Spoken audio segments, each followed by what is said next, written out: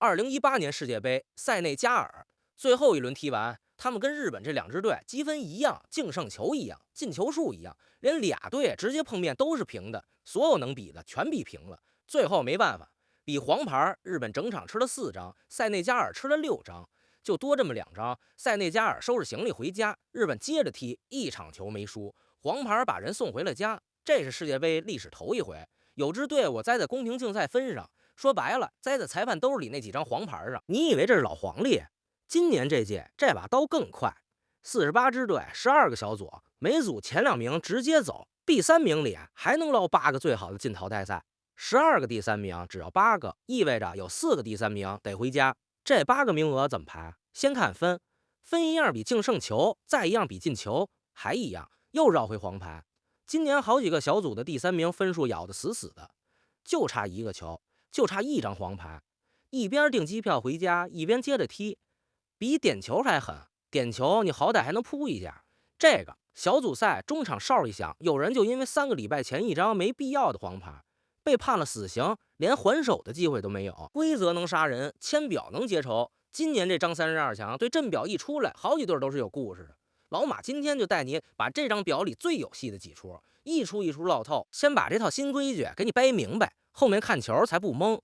過去世界杯32支隊，現在擴到48支，分成12個小組，每組4個隊，每組踢完前2名板上釘釘，直接進淘汰賽。這沒啥懸念，關鍵在第3名，12個小組就12個第3名，可名額只有8個，這就等於12個人搶8把椅子。音樂一停，4個第3名沒座回家。怎麼定誰有座，就看這12個第3名各自的成績，從好往差排。前8個留下排座，先看積分，誰分高誰靠前。要是分一樣，比淨勝球，就是你進的球減去丟的球，剩個正數還是負數。淨勝球還一樣，比誰進球多。要是連這都一樣，最後一道關叫公平競賽分。這詞兒聽着官方，其實特簡單，就是數黃牌紅牌，誰領的牌少，誰乾淨，誰排前面。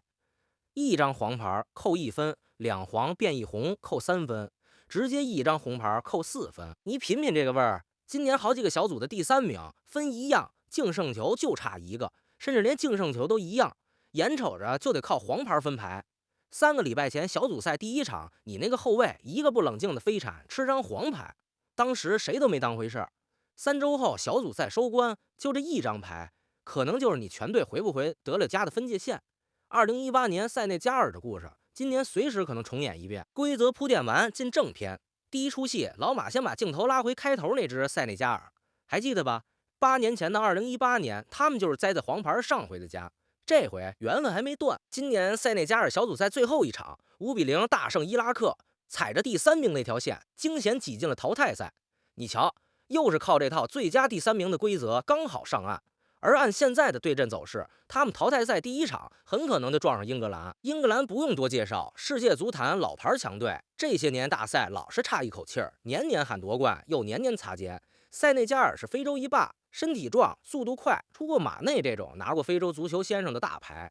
一邊是憋着奪冠的英格蘭，一邊是8年前含恨出局，這回又踩線翻身的塞內加爾。這場要是真踢成了，那味兒就太足了。鈎子裡那個黃牌慘案的主角，8年之後揣着同一套第3名規則發的入場券，站到了英格蘭面前。命運這東西有時候就這麼一圈一圈又給你繞回來。第2出戲，6月30號達拉斯挪威對科特迪瓦。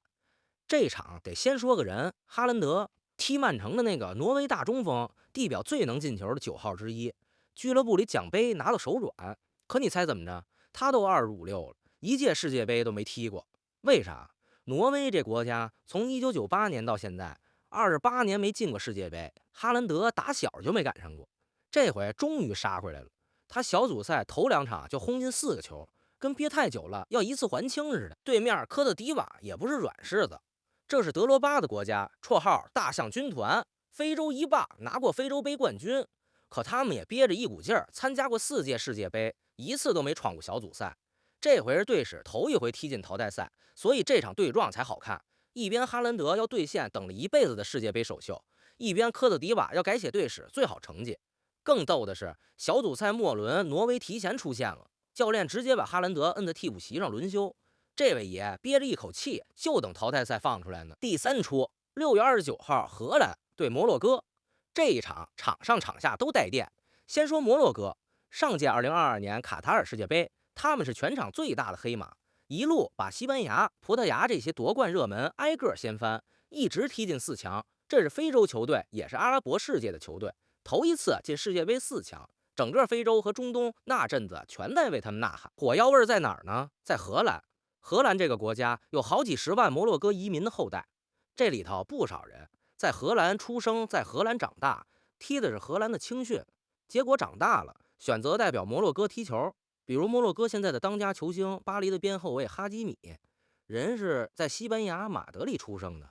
這事兒在荷蘭一直有人別扭，有人覺得你吃我荷蘭的，用我荷蘭培養的，轉頭替別人踢球。可這些球員的想法很實在，血脈、家人那股子認同感在摩洛哥那頭。這種身份上的撕扯平時就憋着，真到世界杯賽場上正面撞，那股勁兒全得撒出來。這已經不只是一场球了，是两邊幾十年的舊账，搁綠茵場上算。对了，喜歡老馬這麼掰開了揉碎了給你烙球的，順手點個訂閱。世界杯這一個月咱天天有球聊，別走丟了。第4出也是6月29號，休斯敦巴西對日本。這一場得從一段20多年的苦主說起。啥叫苦主啊？就是你怎麼打都打不過的那個對手。巴西和日本從本世紀初到現在交手10來回，日本是一場都沒贏過，能逼平都算烧高香。巴西就是日本頭上甩不掉的那座大山。5星巴西世界杯拿過5次冠軍，地球上最能踢的招牌。可就在幾個月前，這座山塌了。2025年10月14號，東京一場友誼賽，上半場巴西先進2個，0-2，日本看着又要重複老劇本。結果下半場日本跟換了支隊伍似的，連奔3球，3-2，把巴西給絕殺了。這是日本隊是頭一回贏巴西，20多年的零就在這一晚上破了。你可別覺得這是巴西放水，日本這些年專治各種不服。上屆2022年世界杯小組賽，他們把德國掀翻過，把西班牙也掀翻過，2個老牌冠軍全栽在他們腳下。日本踢球聰明，跑不死，敢上搶，就專克巴西这種習慣了被人捧着踢的強隊，所以這場淘汰賽太有看头了。巴西還是那個巴西，想找回面子。日本剛剛證明自己真能贏巴西，憋着一口氣想再來一遍，而且這回是在世界杯的淘汰賽，贏了直接送對手回家。苦主翻不翻得了身，就看這90分鐘。第5出6月30號，法國對瑞典。法國是這屆的奪冠大熱，可瑞典偏偏是法國的老絆腳石，專會在關鍵時候給法國添堵。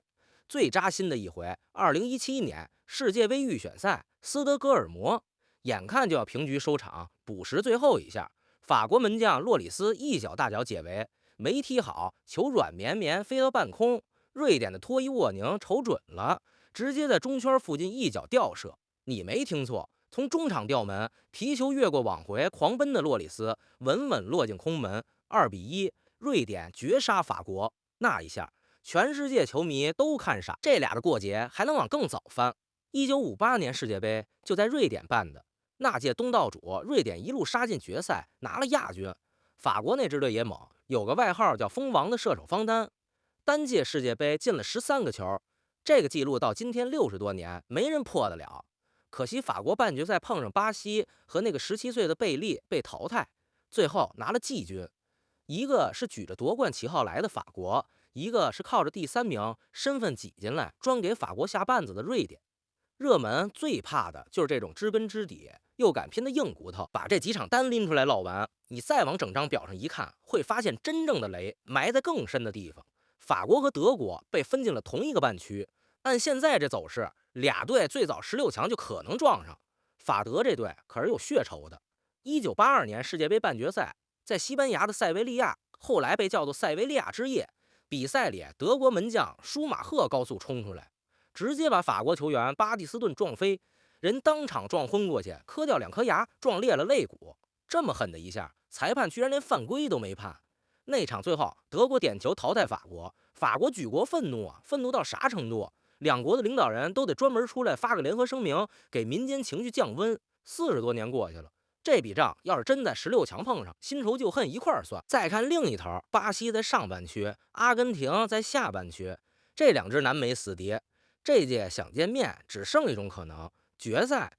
要麼一路上誰都別倒下，最後巔峰相見；要麼半道上有一個先出局，這輩子世界杯又錯過一回。你看这一张签表，有人差一張黄牌就得回家，有人头回进世界杯就撞上卫冕冠軍，有人等了40年要復仇，有人只能在决赛相逢，球還没開踢，故事已經寫了一半，剩下那一半咱一場一場看。